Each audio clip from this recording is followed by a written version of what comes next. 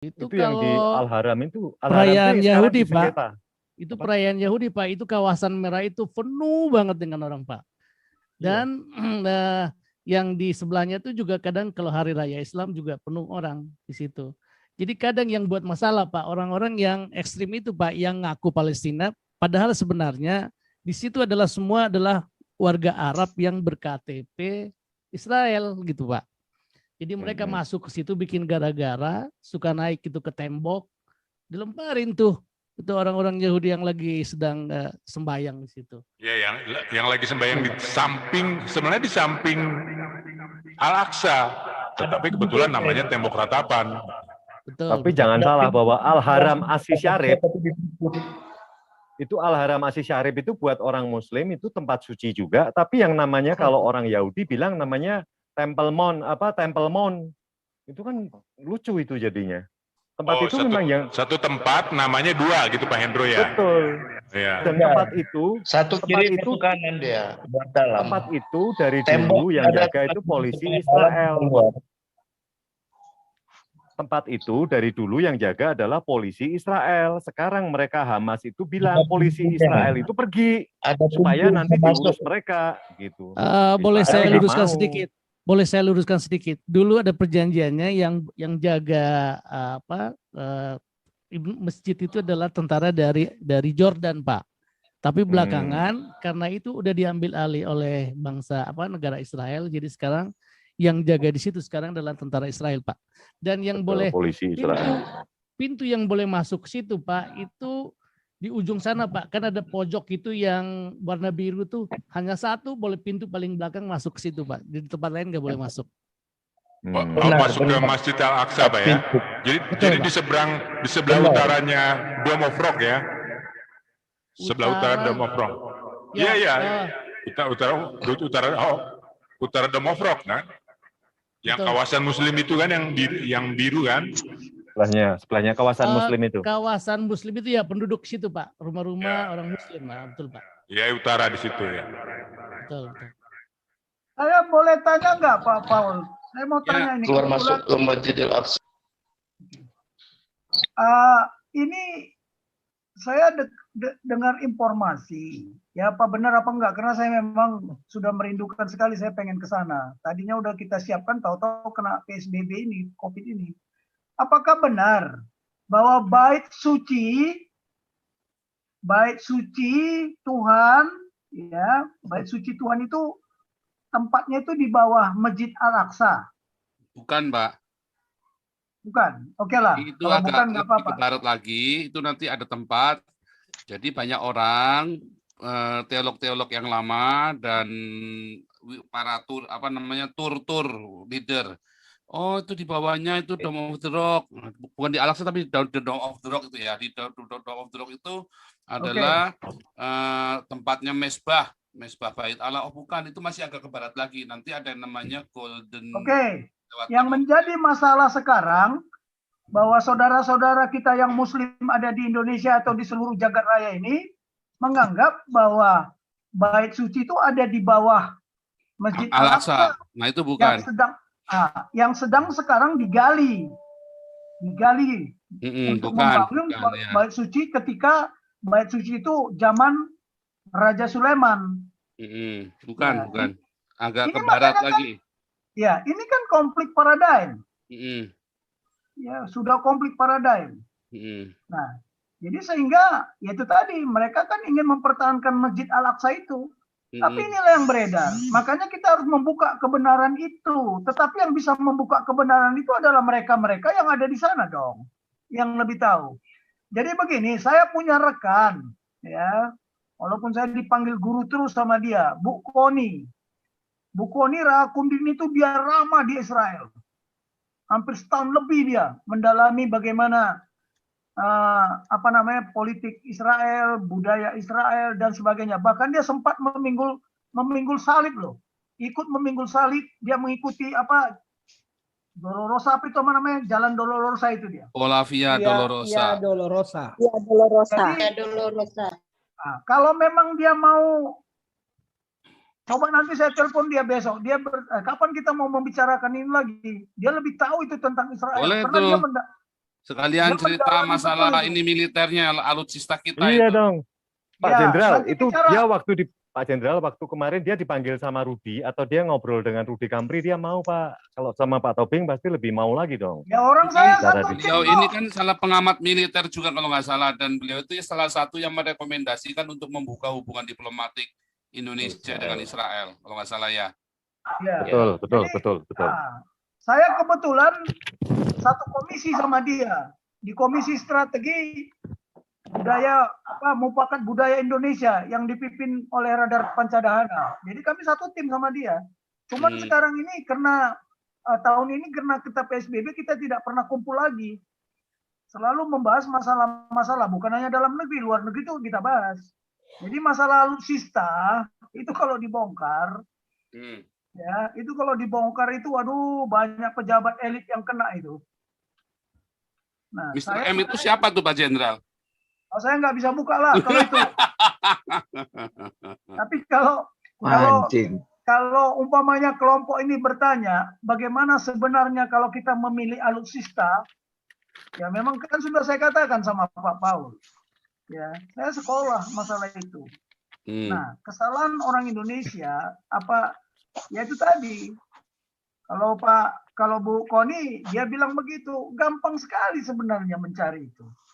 Ya, ketika pengadaan alutsista mulai dari tahun ke tahun dijajar aja. Siapa rekanan di baliknya? Karena bukan berdasarkan tata ruang. Saya udah teriak-teriak dulu. Ini ada yang komentar dulu waktu aktif kok nggak teriak-teriak. Bagaimana mau saya teriak? Mulut saya diamin aja. Kalau sekarang saya bebas. Kenapa bebas? Karena sudah tidak ada lagi yang pribadi saya udah selesai. Mau menjadi pemimpin itu apabila pribadinya udah selesai, tidak ditekan-tekan. Kalau dulu gimana? Mau rapat aja saya. Kamu jangan masuk ya, Tobing. Kecuali kalau kamu ikut omongan saya, boleh. Aduh. Oke Pak, silakan aja. Ya, akibatnya apa? Setiap rapat Dewan Jenderal saya dicoret-coret terus kan. Sekarang buktikanlah, kumpulkan di situ mereka-mereka yang hebat-hebat itu yang kalian bilang hebat. Apa yang hebat? Masalah alutsista, ya nanti ini nggak tahu lah siapa yang berhak untuk bicara di sini. Ya kan, kalau memang Bu Koni mau diajak, oke. Kalau mau saya secara doktrin, oke, gitu loh ya. Nah, sekarang ini cobalah lihat. Waktu zaman Gus Dur, dia sudah mencoba bagaimana hubungan diplomasi kita baik. Tapi gara-gara itu juga dikudeta kan. Sebenarnya zaman Pak Harto, kalau mau jujur ya, pesawat-pesawat kita itu banyak dibeli dari Israel kok. Mungkin Bu Koni tahu itu, karena mungkin dia ada di sana. Ya, saya tahu. Bahkan senior yang dikirim ke Israel itu kebetulan sudah meninggal. Ya, senior saya juga, letting 73, lettingnya Pak SBY itu. Ya, sudah meninggal. Nanti saya namanya. Dia seorang Katolik juga waktu itu. Dia yang dikirim. Ya, dia yang tim akrobatik itu, dia ketua tim akrobatiknya Angkatan Udara. Tapi itu udahlah, itu rahasia negara. Cuman sekarang janganlah kejadian-kejadian yang sekarang ini masih pakai teori-teori itu lagi. Ke depan kita harus bagaimana supaya tidak kecelakaan ini bertubi-tubi. Saya udah sampaikan dulu, ya. Tapi ya gimana? Tulisan saya juga ada kok tentang itu. Coba rethinking kembali, ya kita rethinking. Kalau kita mau membeli alutsista itu ada 15 persyaratan yang harus dipenuhi. Ketika salah satu persyaratan aja tidak dipenuhi, lebih bagus tidak usah dibeli. Nanti saya kasih tahu lah, sampai saya dikejar-kejar kemana-mana. Kalau bisa Pak, tolonglah Jenderal Tobing, rekomendasi, no way.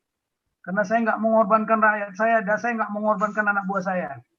Karena uang rakyat yang dipakai. Kemudian nanti kalau salah, anak buah saya meninggal. Tapi nanti saya buktikan. Ya, saya teriak-teriak.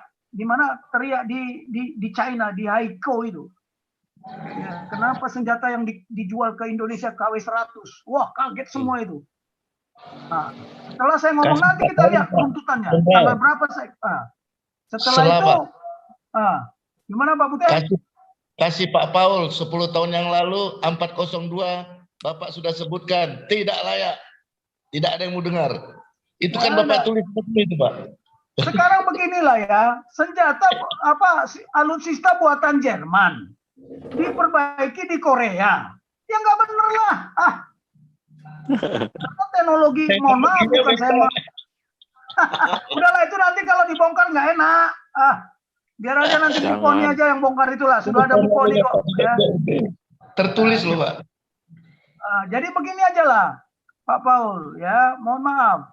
Ya, saya memang dulu nggak bisa teriak-teriak. Sekarang saya juga teriak. Saya bicara kebenaran, ya kan. Tapi dulu kita ngomong nggak pernah didengar. Siapalah saya? Awak ini apalah? Kata orang Medan kan.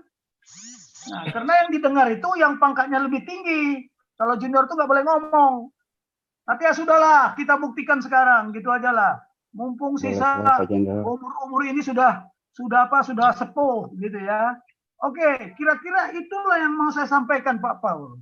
Jadi saya juga masih mencari-cari, karena saya tidak, kata orang, di bawah Masjid Al-Aqsa itulah dulu dibangun bait suci yang dibangun oleh Sulaiman, ya kan? Nah, kita nggak tahu apakah itu benar apa tidak. Ya mungkin orang yang pernah ke sana lah. Karena inilah yang saudara-saudara kita Muslim itulah yang digelorakan sama dia. Nah, kalau kita mau menghancurkan Al-Aqsa, oke lah, mungkin itu yang bisa saya sampaikan. Tapi oke lah, saya nggak mau nista-nista agama. Kalau Pak Paul mau nista agama, silakan aja lah. Kalau saya masih di bawah Negara Kesatuan Republik Indonesia, paradigmanya harus saya turutin. Tapi kebijakan-kebijakan yang ambil ini ya mungkin banyak yang keliru. Itu yang bilang, aduh ini ada siapa ini, si Ginting mana ini? Siapa? Wow, itu mah hati-hati aja lah. Nah, biarin aja ntar. Ini biar lanjut dulu nih, biar kita lanjut dulu progres lagi. Pak Laptop, silakan Pak Laptop, lalu Yesus Kristus. Pak Paul pengen tahu Mr. M tuh, Mr. Mafioso tuh. Boleh nih Pak Paul. Ya, bentar ini. Halo. Pak Laptop dulu silakan. Rahayu. Rahayu, Swastiastu. Swastiastu, terima kasih. Ini judulnya luar biasa. Terima kasih Pak Jenderal, terima kasih semuanya. Mengejar 5.000. Luar biasa, puji Tuhan. Kita melihat judulnya luar biasa, Israel dan Palestina. Kalau melihat firman Tuhan, udahlah Indonesia jangan ikut-ikut, karena Indonesia akan dikutuk Tuhan juga nanti kalau ikut-ikut, karena itu kan pilihan Tuhan. Jadi itu sesuai di Bible tadi sudah dibahas oleh beberapa teman-teman bapak-bapak di sini, luar biasa. Dan itu Israel ada pilihan Tuhan. Kalau Tuhan yang memilih, siapa yang bisa melawan? Dan Tuhan itu nyata, Tuhan Yesus itu nyata, dan itu terbukti. Termasuk yang somat-somat itu mengutuk Roh Kudus, ntar lagi mati dia. Karena melawan Roh Kudus itu firman Tuhan yang bilang, jadi kita bukan manusia. Nah, mari kita sama-sama dukung bagaimana Indonesia lebih baik ke depan, dan harapan kita, kami setuju itu rakyat jelata kalau Indonesia buka diplomasi dengan Israel, karena bagaimanapun teknologi di sana lebih canggih dan itu diberkati, dan semoga pertanian Indonesia lebih maju dan rakyatnya lebih sejahtera. Nah, itu mungkin rakyat jelata yang menyampaikan. Kemudian tadi Pak Jenderal menanyakan bait suci dibangun.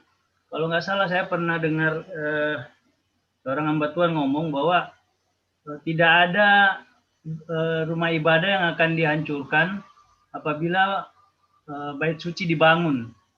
Jadi semua itu yang ada sekarang tidak akan diganggu gugat saat bait suci Allah dibangun, karena Tuhan sendiri sudah menentukan tempatnya.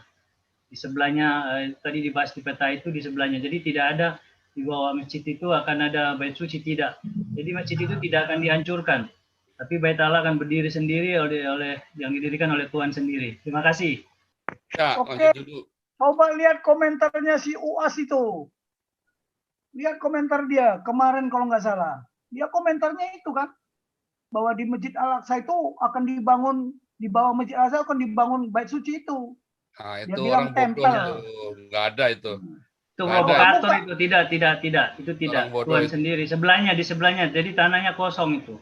Jadi tidak ada. Makanya orang-orang kayak gini kan bikin semua orang jadi ribut, jadi berkelahi. Makanya, emang mulutnya itu perlu dijahit juga itu monyong satu itu. Memang itu, aduh, itu memang Apalagi tahun lalu hampir jadi wakil presiden dia. Aduh, saya pikir sebelum kalau dia jadi wakil ditunjang presiden aja dulu. bubar negara ini. Oke, ini Yesus Kristus dulu, biar maju dulu. Ayo, Yesus Kristus. Oke, silakan ngomonglah. Saya juga Lanjut, banyak bertanya silakan. karena ini di luar kemampuan saya. Ayo, swastiastu. Swastiastu. Ya, ini pertanyaan buat Pastor Paul ya. Ya. Mengenai sisa Israel, Pastor, dari Roma 11, khusus untuk ayat 25, di situ dikatakan bahwa sebab saudara-saudara, supaya kamu jangan menganggap dirimu pandai, aku mau agar kamu mengetahui rahasia ini. Sebagian dari Israel telah menjadi tegar sampai jumlah yang penuh dari bangsa-bangsa lain telah masuk. Apakah keselamatan bangsa Israel ada andil dari bangsa-bangsa lain, Pastor, yang biasa disebut dengan Goyim? Setelah kepenuhan bangsa-bangsa itu menjadi genap, bangsa Israel akan percaya kepada Yesus dan menerima keselamatan janji atau perjanjian kekal Abraham. Ya, terima kasih, Pastor. Nah, itu kan hubungannya sama Lukas 16 ayat 16 ya kan. Hukum Taurat dan kitab para nabi berlaku sampai zaman Yohanes. Sejak itu banyak orang bergegas untuk berebut untuk memasukinya, memasuki kerajaan Allah ya kan. Nah, artinya apa? Dulu itu kerajaan Allah itu hanya bagi orang Yahudi, karena yang punya hukum Taurat hanya orang Yahudi. Tetapi di zaman Yohanes Pembaptis itu, setelah berakhirnya masa hukum Taurat karena digenapi oleh Yesus, dan Efesus 2 ayat 15 kata dibatalkan, maka seluruh dunia itu bisa masuk. Nah, bukan suatu kebetulan sejak tahun 300. Jadi kalau tadi ada yang bilang, oh orang Yahudi nggak bisa, kenapa orang Yahudi nggak terima salah?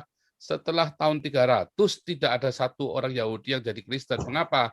Karena orang Kristennya ngeyel pakai Trinitas. Nah, orang Yahudinya ketawa lah Trinitas menghayal kamu. Begitu. Karena orang Yahudi nggak kenal Trinitas. Trinitas itu dari pagan, memang dari konsep pagan awalnya. Nah, kalau begitu orang Yahudi sadorin Trinitas, nolak mereka. Makanya sejak tahun 300 tidak ada satupun orang Yahudi yang mau jadi Kristen. Karena dianggap Kristen itu udah jauh banget. Udah bukan cuma sekte lagi. Kamu itu agama yang berbeda dengan kita. Kalau dulu dianggap sekte. Tetapi kemudian setelah berkibarnya Trinitas, bagi orang Yahudi itu udah nggak make sense. Salah satunya yang bicara begitu Ramban ya.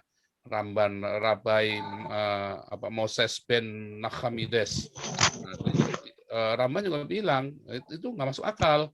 Tapi mereka sebenarnya percaya penjelmaan Allah yang menjadi manusia, Yehova yang menjadi manusia dalam antropomorfik itu yang pernah saya jelasin itu ya. Mereka percaya bisa dan mereka tahu mereka sedang menunggu. Tetapi mereka menolak gara-gara tiba-tiba disodorin dengan Trinitas. Langsung ditolak sama mereka. Nah, itu masalahnya. Nah, jadi kalau ditanya kebetulan itu kok bisa terjadi semua itu. Dan paham Helenis ini yang paling banyak diterima oleh seluruh dunia, yang paling gampang masuk. Sehingga memang akhirnya seluruh dunia bisa mendengar Injil gara-gara aliran dari paham dari orang-orang Kristen Helenis ini. Nah, orang-orang Yahudinya ya yang nggak bisa masuk. Nah, akhirnya orang Yahudi nunggu sampai jumlah bangsa-bangsa itu digenapi yang diselamatkan. Maka nanti artinya digenapi itu bukan jumlahnya sekian miliar, bukan. Artinya digenapi itu memang sampai genap seluruh dunia itu mendengar tentang Injil dan orang-orang Yahudi ini kemudian dipulihkan tiba-tiba. Kayak hari ini kan tiba-tiba ada negara Israel lagi. Dan ternyata kita menyadari, wah banyak dogma-dogma kekristenan itu yang melenceng sama sekali pemahaman-pemahaman kita dari orang Yahudi. Makanya Daniel 12 berkata, nanti di akhir zaman baru dibuka. Kenapa? Karena negara Israel ini baru ada di akhir zaman.